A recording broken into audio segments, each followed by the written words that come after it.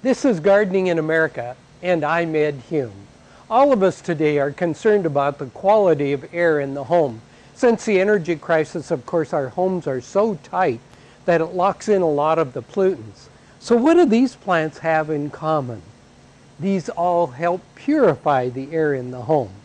And probably a couple of the best plants of the flowering plants are the evergreen azaleas, which can be set out into the garden after all danger of frost is past, and the Christmas poinsettia. Now there are many others, but those are two of the seasonal plants that fit in really well. Notice one other thing about these plants. Not only do they purify the air, but as you can see, they're among the easiest plants to grow in the home. Many of them, of course, taking low light conditions. Here's one of the most popular of the trailing plants. This is a plant called pothos, or we commonly call it the philodendron. The variegated varieties seem to be the best. Another very common plant, the ivies, particularly the Boston ivy. They are very easy to grow, and the English ivy too, and do well as a plant to purify the air. Here's another one that does very well too, the dracaena. The one thing you want to watch on dracaena, sometimes here on the point of the leaf, they will die back, and that's caused by salts from fertilizers, or it can be caused by fluorides or chlorine in the water. So maybe you want to use drinking water when you water that particular plant. This is the Chinese evergreen, an exceptionally easy plant to grow with low light conditions and beautiful variegation in the foliage, and yet it purifies the air at the same time. And speaking of easy to grow plants, this is a dwarf form of this plant, and we call this the peace lily or white flag plant. The botanical name is Spathiphyllum, but the beauty of this is it'll take low light again in the home, and yet it purifies the air at the same time. So there are dwarf varieties and the taller growing varieties. Bamboo palm is another plant that does an excellent job of purifying the air. Now keep in mind one thing. It, like the dracaena, will burn on the tips if there's fluoride or chlorine in the water, or if you fertilize it too often. So maybe give it a drinking water or a fairly pure water. Another plant that does very well, of course, is this one, the Sansevierius. And there are several different forms of it. And another plant that helps purify the air is the spider plant. These plants are not only beautiful in the home, but they take trichloroethylene, benzene, and formaldehyde out of the air. So purify the air in the home and enjoy the beauty of houseplants.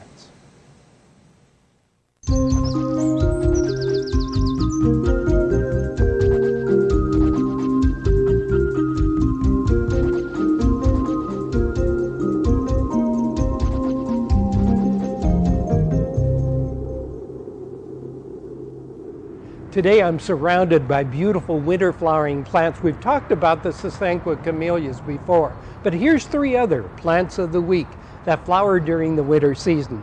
This one is Viburnum carlsii, and this is a rather small plant, but it still has about 3 blossoms on it, and they are very, very fragrant. And it blooms at a time when the plant has lost its leaves during the winter season. Now what's interesting about this plant also is not only that it flowers at an unusual time of the year, but this is a small plant and it still has 3 flowers on it. You can imagine as it gets larger, it's just covered with fragrant flowers at this time.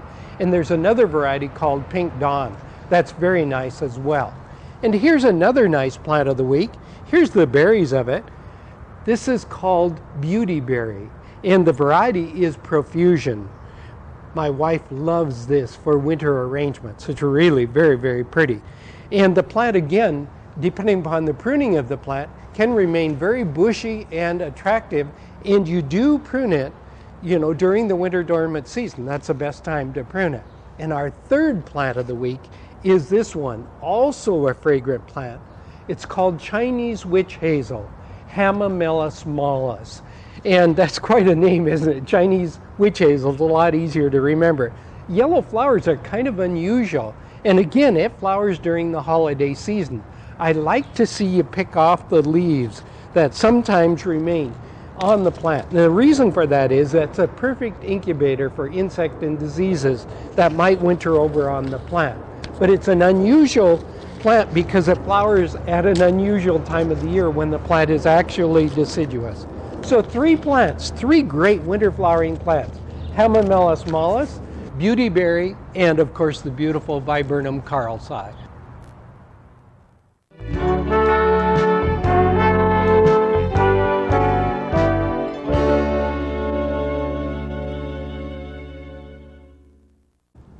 What do you look for when selecting a fruit tree for your garden? Well, first of all, you probably want to look for the right variety, and be sure it's a variety that does well in your region.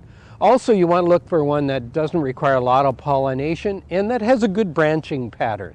For example, here, this tree has branches in this direction, but no branches in that direction. So it's probably a tree you would want to overlook, unless, if you're going to plant it against a fence or a building, then this is a perfect tree for that reason.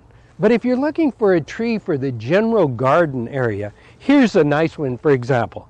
Coming out this direction, there are 2 branches. Going this direction, there's a nice branch. And in this direction, there are 2 branches. So that's a great branching pattern to put in the open garden area. Now, this happens to be a cherry tree. You want to keep in mind that they do require pollination, so you have to have more than 1 tree.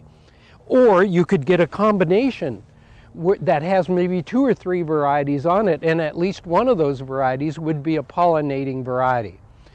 Now, when you plant the tree, get it home and plant it, that you be sure that this graft is above the ground, and it should be at least a couple inches above the ground, because this is what makes the tree either dwarf or semi-dwarf. And let's talk a minute about a tree being dwarf or semi-dwarf. For example, the standard dwarf tree usually only grows about 10 to 15 feet tall, and with simple pruning you can keep it down to about 8 feet in height. Now, a semi-dwarf tree gets a little bit taller, usually around 15 to 20 feet tall, but with simple pruning you can keep it down to about 12 feet in height. Now, a standard tree, on the other hand, is a very large tree, and many of the cherries are standard trees. It's not unusual for them to grow 25 to 40 feet in height, but now with pruning you can keep them down to about 20 feet in height. So keep in mind, do you want a dwarf, a semi-dwarf, or a standard tree? Also, you want to keep in mind the pruning of the tree. It's always recommended that you can kind of wave your arms through the tree because of good air circulation and sunlight exposure, and that's the key, of course, always in selecting any kind of a fruit tree for the garden. Let's talk just a minute more too about varieties. It's very important that maybe you go through a list of the recommended varieties for your region, because some varieties produce every other year, whereas some varieties produce every year. Some produce early, in other words at 3 or 4 years of age, and some don't produce until they're considerably older than that. So keep that in mind. It's great to select the right tree, and to add a fruit tree to the garden is a great idea.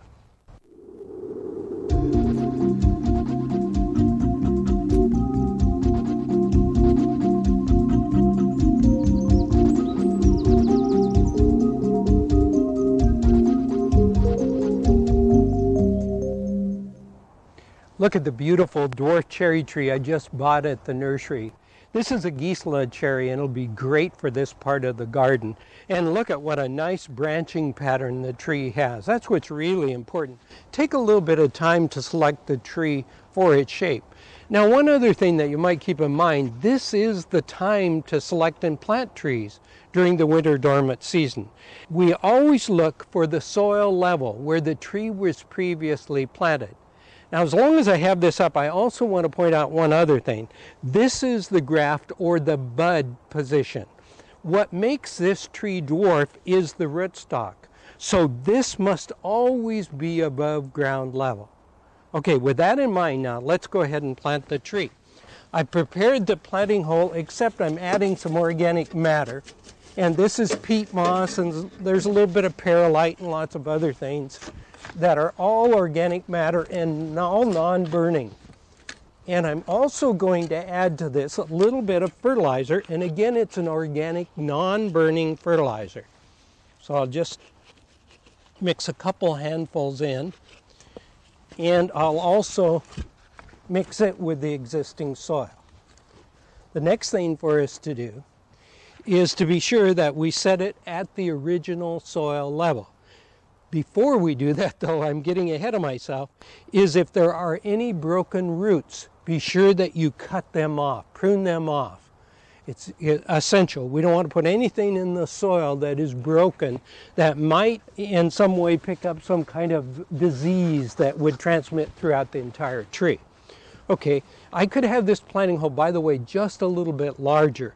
I'd say, in fact, it should be about a foot larger, 6 inches in all directions. And when we look at it, see now, the soil level is just about level here with our soil.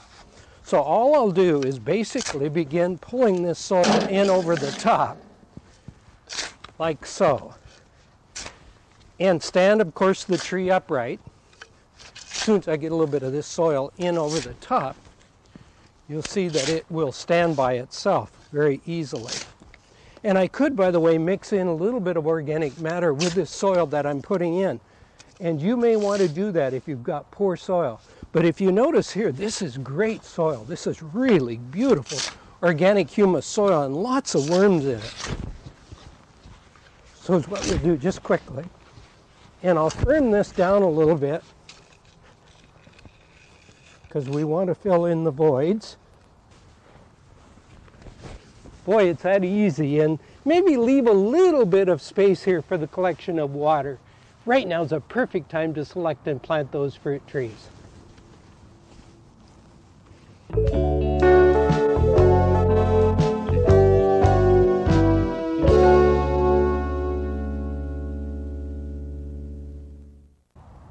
This is a great time of the year to think about the spring, summer, and fall garden, as well as the winter garden, because gray foliages really brighten up the winter garden. And here are a few that you can use year-round. This is cardoon. Look at the beautiful foliage texture, plus the great foliage color. And right next to it here is another beautiful big leaf plant. This is the big bold leaves of mullein. And this plant will get up about 6 to 8 feet in height eventually. Now here's another very attractive low-growing plant, just the opposite. This is the lime-encrusted saxifraga. Isn't the gray foliage of that very attractive? It almost looks like it has a little bit of frost on it. And of course, when it comes to gray foliages, one of my favorite plants is this one right in front of me. That's the dusty miller. It's a great plant for providing a little bit of light in the garden, particularly in a dark area during the winter season, but all 12 months of the year.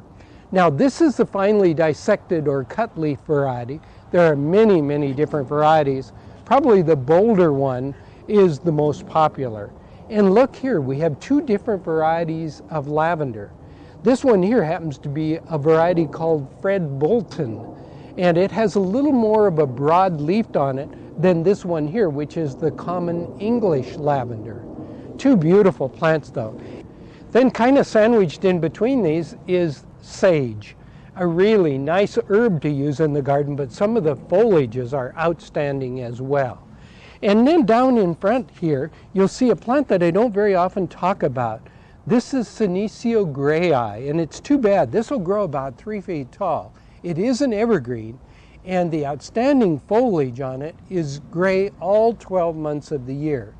Makes an excellent plant to use in amongst green foliages, plus many of the other foliages in the garden too.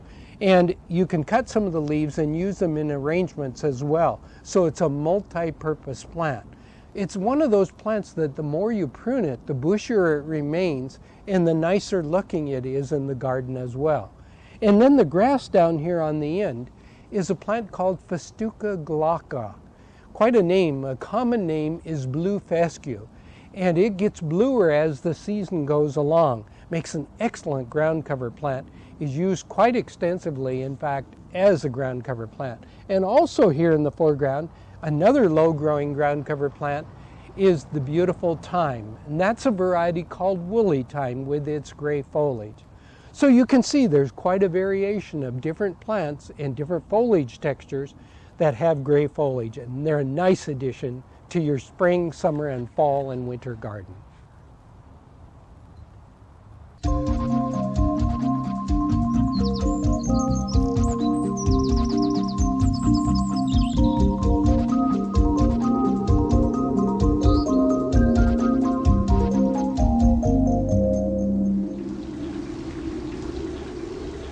The beauty of the water falling and the sound that it makes is most relaxing and becoming more popular every day as a feature in the home, as it is outdoors as well. Today I get to answer some of my favorite questions for you, and some of these are indoor and outdoor questions. For example, the first one is, the inner leaves of my camellias are turning yellow and brown and dropping. Should I be concerned? No, that's common. When new leaves form on a plant, which they did during the growing season last summer, then light cannot get to the inner leaves, and consequently they'll turn yellow, they may turn red or orange or brown and drop, and that's totally natural. The only time we become concerned is when it affects the outside new growth. Then there's a problem. Here's an indoor question. My gardenia, the buds form and then they drop. What's the problem? Well, the problem, most likely, is either not enough light or not enough water. Gardenias take about 14 hours of bright light, first of all, for the buds to form, and that must be maintained throughout their flowering cycle. The second thing is, gardenias are one of the houseplants that require more water than most. So make sure the soil is always moist, not continually wet, but always moist. I think if you do, you'll find that your gardenia will do just fine for you. And outside again, this question is about how do we keep the weeds from taking over the garden? I don't know if you've noticed it, but it's cold. We've even had snow in the garden. The weeds are still growing. In some cases, they're trying to flower and go to seed. And how do you get rid of them? About the only way at this time of the year is to grub them out. Actually go in with a hoe and hoe them out. Don't let them flower and go to seed, because you'll be fighting those seeds for a long time to come. And another question is, we're having trouble with the tips of our palm tree turning brown and burning. What do you think the problem might be? And the problem is probably too many salts, and that can be from fertilizer or it can be from fluorides or chlorine in the water. So maybe use, instead of using regular tap water, use drinking water or artesian water, or maybe water from a stream or a lake or a river. That'll serve much, much better for you.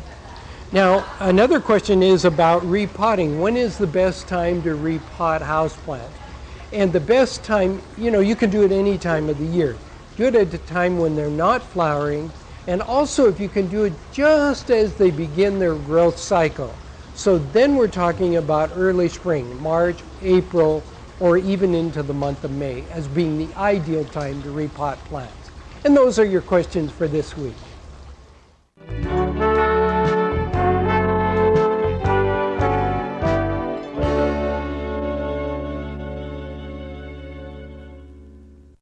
We've been getting a lot of questions about winter houseplant care, so today we're at Swanson's, and I'm with Glenna Bennett, the manager. Glenna, where is Swanson's? We're in Seattle. We're north of Ballard in the Crown Hill district of Seattle. This is a firm that's been here for a long time. Oh my, since the beginning of the century. Oh, yes. Wow. You're such a specialist on houseplants. That is, what I wanted to do today with our viewers is to share how to grow houseplants, not in a greenhouse, but in their home. Oh, I would love to talk about that. Okay, let's start with, I'm told now, I don't know whether this is the truth or not, 90% of all houseplant loss is due to overwatering. What suggestion do you have on watering? Well, we just tend to love them so much that we don't want to neglect them, so we overwater them. But basically, your houseplants are sleeping all winter long. You're not fertilizing them, their light is low, the watering needs are so much less that if you just lay back on that watering, maybe half of what you do in the spring and summer, they're going to be happy and they'll be much healthier in the spring. Now, would the factor of maybe raising the temperatures in the home have anything to do with watering or not? Actually, our homes become very dry Yes. and very warm in the wintertime, and we have so insulated our homes that we don't get fresh air to these plants. So let them rest, let them Okay. sleep in the wintertime and cut back on their watering unless they really need the water, then give them a good drink. It's better to do that than give them a cup of water a week. It's better Sure. to give them a good drink and moisten the root ball than it is to just give them a little tease of water through the winter. Is it important? I've heard many times that you should water them with room temperature water, with warm water, with cold water. What would your recommendation Well, there be? are exceptions. Your African violets certainly need the warm water when they're watered. It needs to be tepid, but most of them, even here in the greenhouse, we just water with hose water. Okay. Very quickly, I want to ask you now, the watering requirements, for example, of these two plants, totally different, isn't it? Absolutely. Yeah. Yes, the jade holds water in the tissue of the foliage, and I don't water a jade until I can feel the lower leaves getting soft. Oh, wow. And when I feel they're getting soft, I know that they're using the water from the roots in order to give themselves moisture. So I really let that guy run dry. And spring is a good time to prune your jade too. No fertilizer at this time of the year. No fertilizer in the Okay. wintertime. Watch the watering closely. What about humidity? Humidity is important for a lot of plants, particularly your citrus plants, your gardenias. I would put them in a saucer with rocks and keep water in the rocks and let that humidity be an island of humidity for the plant. And they'd be very happy. Lana, thanks very much. You're welcome. It's nice to see you again. Thank you. That's all the time we have today. Hope you can join me at the same time next time for Gardening in America.